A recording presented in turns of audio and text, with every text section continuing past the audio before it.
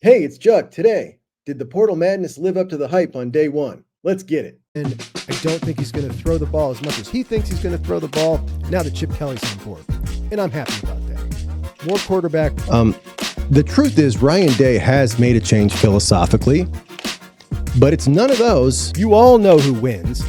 LSU is the drunkest fan base in the country. To start, that means we've got. Good morning and welcome into Juck on Bucks, Studio West in Scottsdale, Arizona. The Buckeyes lost Dallin Hayden today, as expected. Cedric Hawkins, safety, who was recruited by Perry Eliano, class of 2023. He was the 350th ranked player in the country out of Cocoa, Florida. He joins Dallin Hayden in that transfer portal, and he's going to be on his way out. So good luck to him. The Buckeyes, of course, are looking for a plug-and-play offensive lineman. I devoured those offensive linemen who entered today. There is nobody that fits that bill yet. There's definitely some guys who could potentially help with depth.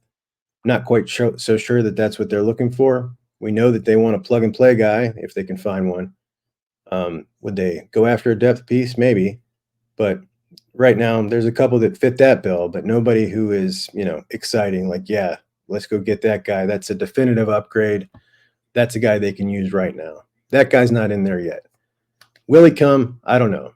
All in all, I thought it was a pretty uneventful day as far as who entered the portal. Cormani McClain was the biggest name to go in the portal. If you're not familiar with him, we'll talk about him in a second here. It doesn't mean this isn't going to get a little wilder, but there's been a lot of warnings and a lot of predictions as to what's going to happen here. And that's all still on the table. But, last portal, day one, was much more extreme than this one is. So I kind of am predicting when this is all said and done, it's going to look kind of like the last one did. And I think that we're over the shock of that. Of course, we know that the SEC cannot take interconference transfers in the spring portal, which means for the SEC to bring in a transfer, they have to go outside of conference. So there is a theory that there's a whole lot of SEC teams sitting with a whole lot of money, ready to poach a lot of other schools, particularly the Big Ten, who has the second most talent in the country. So, people are sitting back waiting to see what's going to happen with that. It's been predicted that there are teams that are going to lose an entire room, like a wide receiver room, even that they're already signed at other places, and players are signed, sealed, and delivered to other places. We'll see when it's all said and done. But they've got 2 weeks now, a 2-week window to enter the portal. And if day one's any indication, no, I don't think it's going to live up to any of this hype from the transfer portal alarmists, which is kind of becoming a new cottage industry in the college football talk world. And it gets big views. It evokes a lot of emotion, and it gets people fired up. So, it is what it is. But I'm cautiously optimistic that it's not going to be quite as bad as anybody's saying. So the head coach of Last Chance University did, like I said, lose Cormani McClain. Cormani McClain was his best recruit ever, the number one cornerback in the country. And he went out to Last Chance U to play for head coach Deion Sanders. And I wouldn't touch this kid with a 10-foot pole. This is what Coach Deion had to say about him. Is the plan at corner? Like, is Cormani ready yet? No. The plan at corner is cornerback committee. That's why we practice. We're going to see who steps up and takes over that role. What's holding Cormani back at this point? He is. You mentioned last week that Cormani seeing the field was up to Cormani. I wonder if you could elaborate on what you want to see him do, one. And two, did he help his case? Study, prepare. Study, prepare. Be on time for meetings. Show up to the darn meetings. Understand what we're doing as a scheme. Want to play this game. Desire to play this game. Desire to be the best in this game. At practice, in the film room, and on your own free time. You do know that I check film time for each player upon the week. Thursday, I need film time from the whole staff so I can see who's been preparing. And that's just not about Kamani. It's about a multitude of them. So if I don't see that you would be a fool to put somebody out there and they're unprepared. Can't do it. Won't do it. Can't do it. Not exactly great praise from a guy who, I knock on him a lot, but I actually appreciate this about him. He does seem to hold some of his guys accountable, at least to some standards like that. And, as much as I find him annoying in the way he goes about things to be utterly ridiculous, I respect that. That's the number one recruit in the country that he brought in, and he's not taking his crap. So the fact that that kid went to Colorado as the number one corner in the country is really weird, and I don't know, kind of makes me, he is going to play for Deion, who's obviously the best cornerback ever, but it just, I don't know. It struck me as weird when he did that, when Jordan Seaton did that. It seems like a super risky play when the blueprint has kind of been laid for guys like that. There's a couple places you can go and pretty much punch your ticket to be a first rounder. And it's a very risky move when you go outside of those couple of places. So it struck me as odd. But this review he got from his head coach as he heads out the door is not going to be something that's going to be looking great for him. But he is 6'3". That certainly helps. I wouldn't touch him with a 10-foot pole, not even close. So Last Chance U lost a pile of transfers today. And I think that it's really stunning. And I don't know if anybody would have predicted that a team built entirely of transfers would lose so many transfers the following transfer portal. I mean, it's just absolutely bizarre. I mean, who could have thunk it? It's a total disaster, man. It's a total disaster. And what are they going to do? They're going to go load up in the portal again with a bunch of guys who didn't work out at their last stop. And they're going to start the season next year with 5 new offensive linemen for the second straight year who didn't have a spring together. Colorado is an absolute disaster. An absolute disaster. And they really have themselves in a jam. I'm talking about the administration, because they made a deal with Deion when they hired him that you're going to come in and you're going to do it your way and we're not going to bother you. That was Deion's terms, man. Look, if I'm going to come in and do this, I'm going to do it my way. And they weighed the risks and they weighed the rewards and they said, we're going to do it. They gave Deion the job. Now, I'm guessing that of all the potential, when they sat down there and did their little brainstorming session, okay, what could go wrong here? On the table was never the guy with the biggest recruiting advantage in college football was going to choose not to recruit. That wasn't on the table. I can almost guarantee it. There's no way that ever crossed anybody's mind that the guy who could walk into any house, anywhere, and get the same amount of respect as Nick Saban was going to just choose to not do that part. It's mind-blowing. It's insane. But it's going to accelerate how fast this story removes itself from college football. And to be clear, I don't hate Deion. I'm sure it comes off that way when I talk about him, but I don't. It's the people that have come into the sport, so to speak, in support of Deion, telling us who have been here all our lives that we're idiots for saying this crap will never work and this is ridiculous. So, the process has been accelerated and this will not last much longer. But they're going for some big transfers this time. And Shiloh Sanders is on the case. Shiloh Sanders put on his Instagram today, defensive transfers, get a hold of me. Offensive transfers, get a hold of Shador, which is equivalent to Denzel Burke going on Instagram and saying, safety depth transfers, get a hold of me. Offensive line, get a hold of Devin Brown. This is so comical, dude. It is so embarrassing. And Colorado has fans. Like, they have actual fans, people who really support the University of Colorado. And I cannot imagine being one of those fans, having to endure the last couple of, they used to be a proud program, went through a bad run, and then they went through a really bad run. Then they get Deion, all the excitement, and now this. He won't recruit. He's like a transfer portal only coach. His kids are doing it. It's just a disaster, man. It's so embarrassing. Deion said that he he doesn't like enticing recruits with money to he doesn't believe in NIL money for recruits to get them to commit, which I thought was pretty rich, man. But he said he doesn't attract those kind of players anyway. He said the players he attracts are the ones who want to come and be developed and be champions. Now, I believe he thinks that's true, but I don't think that's the kind of player he attracts. I think the player he attracts is the player who wants to be part of the Dion hype and the player who wants to get a whole lot of Instagram followers and, like a Jordan Seaton. Jordan Seaton's all about the media. He's all about making a big splash and getting his name in the news constantly. That's the kind of player he is. And that is the kind of player that's attracted to going to Colorado. So these guys are all going to bail, man. It's just bad. It's bad. And Shedeur Sanders is going to have the same exact offensive line that he had last year. It's pretty funny, man. It really is funny. It's funny, but it's sad. I'm sad for those coaches. But what's creating it? There is an opportunity. If they get rid of Dion, that job becomes pretty high profile. The next guy who follows Dion, can he come in and do better? Can he, make this thing better after that disaster? Because it's going to end up as a disaster. I guarantee it.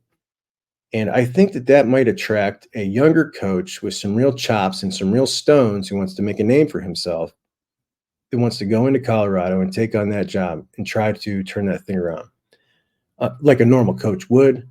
And, if he's successful, he could really kind of put his career track on, fast track to success in a really big job. So I think they're creating themselves an opportunity here. But, they just got to let this run its course, I guess. I don't know what the buyout is. I'm sure they probably don't want to get rid of him yet because they're still trying to get all that money in that they owe him because they hired him without having that money to pay that contract. And they still got to soak up some money here first. But that's the Haps, man. That's the Haps. All bad over there. And the NCAA investigation and punishment for Michigan recruiting violations dropped today. This is not the Stallions. This is the recruiting violation. So the 5 coaches involved will all get a 1-year show cause, and Michigan is now on 3 years of probation. They are also going to have recruiting sanctions and fines. Jim Harbaugh refused to cooperate with this investigation, and because of that, it technically remains open. And, obviously they can't do anything to him now, but the fact that he didn't cooperate at all is this is a pretty severe penalty. This is pretty steep for the violation, I think. And this is the one that they referred to as cheeseburger gate, right? First off, the Michigan folks embarrassed themselves when this first dropped. They went around saying, we told you this was going to be a slap on the wrist, blah, blah, blah. And it was clear that they thought this was the conclusion to the Stallions investigation, which obviously it was not. That one is going to take considerably longer. I don't know when we're going to hear about that, but it's not going to be anytime soon. This is the one that Jim Harbaugh was suspended. Well, it actually was a self-imposed suspension for the first 3 games of last season. Well, the NCAA said, nah, those 3 games weren't enough. And they went ahead and gave those dudes each a year show cause, which is not good on your resume. And 3 years probation. It's a pretty big deal. And what they did here was, I think it was a pretty disgusting violation, to be quite frank. In normal periods, when there is a normal dead period and you violate this, it's, okay, that happens. But this here took place during COVID, right as COVID was sweeping the country. We didn't know how serious it was going to be. And the most obvious thing that the NCAA could do was to say to everybody, okay, cut contacts with recruits now. So they created a COVID dead period. Coaches were not allowed to contact recruits. And I think it is a really disgusting thing to do to try and take advantage of your opponents when something so serious is happening. I may take this a little more serious than others, having lost my dad to COVID during that exact period. But the way this was laughed about and joked about, it always really rubbed me the wrong way. And this insinuation that this has just been some cheeseburger violation, it just felt like a slap in the face. That's not what this was. This was a dirty, scummy thing to do. This institution, who has always prided themselves on being Michigan men, upstanding citizens. I mean, that's essentially what a Michigan man is. He's an upstanding citizen who's above the bullshit of college football. He does things the right way and what they've become and laugh about what they've become is pretty disgusting. And their hero, Jim Harbaugh, is the guy who kind of led them down that path. And it's something, man. It's really something. But there is a bothersome photograph from Ohio Stadium that was taken during the spring game. This bothers me. Urban Meyer and Gene Smith were up in the booth, right? So they're up in the booth calling the game. And they flashed the camera up to them. And this is the picture of the booth. And here you can see here in this photograph, we've got missing ceiling tiles, burnout light bulbs, water damage, rust. This is disgusting. It's embarrassing. And whoever's in charge of making sure things like this get fixed up at the shoe ought to be fired immediately. This building is way too important to be treated like that. And I don't want to hear anything about money. They can go ahead and take that sellout money that they took putting that Safe Light Auto logo on the field and put it into repairing some ceiling tiles and getting a new coat of Rust-Oleum. How about it, fellas? That's embarrassing, man. I swear we just went over this the other day, but I got another one, and this one's got a little different spin, so I just got to give it to you guys because there is another story about Ohio State buying a championship, and a little different spin here. So this time, courtesy of Barstool Sports, and when I said that, you immediately thought, of course, Barstool, led by beta boy Dave Portnoy, the most Michigan man a Michigan man ever was. A guy screaming from the mountaintops to fire Jim Harbaugh for years just before he became his hero. A pencil neck little rich dweeb from Boston whose daddy sent him to Michigan law where he obviously fit right in. But you'd be wrong. Not about him. You'd be wrong about the author. He's not the author. The author of this Ohio State is buying a championship piece is an Ohio State fan who works for Barstool and calls himself Ohio's Tate. His byline reads, Barstool Idol 2 contestant, Cleveland sports blogger, won every video contest I've been in, didn't win Barstool Idol 3, but I got a job on day 3. Getting a job at Barstool is about the most left-handed compliment you could ever have as they bring him in and basically make fun of him. But the headline of this article, Ohio State reportedly spent over $34 million to piece together this group of players and coaches. Now, what goes into that figure? The head coach's salary, entire assistant pool, and that $13 million figure that every uninformed sheep tosses out. I am still mind blown that nobody has come out and corrected this, and nobody has bothered to check what this number is or where it came from before they regurgitate it as fact. Blows my mind. That, last time I'm saying it, is from a 2022 quote from Ryan Day. 2022. It has absolutely nothing to do with this last transfer portal class. Nothing. There are 2 major NILs. They do not share information. That information is private, and nobody has any clue what money was spent in this transfer portal class or to maintain those senior players. Not a clue, not at Ohio State or any other institution. Nobody knows. There's maybe 5 people who know that information, and they're not sharing it with anybody. So that's the first thing. But a couple of highlights from this article, from this Ohio State fan. It's no secret that if Ryan Day doesn't beat Michigan this year, he's gone before they get back into the locker room. I don't care if they're 11-0.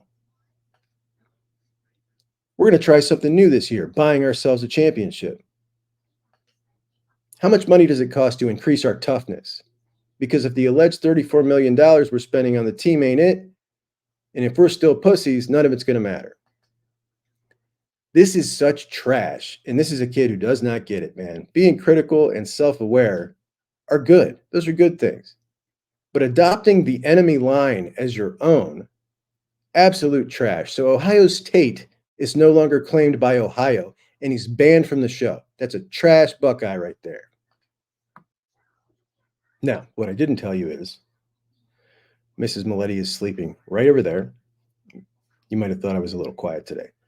But I wanted to get you something because my man Tim likes to wake up and have a little coffee with his Juck on Bucks every morning. So who am I if I can't oblige my good pals?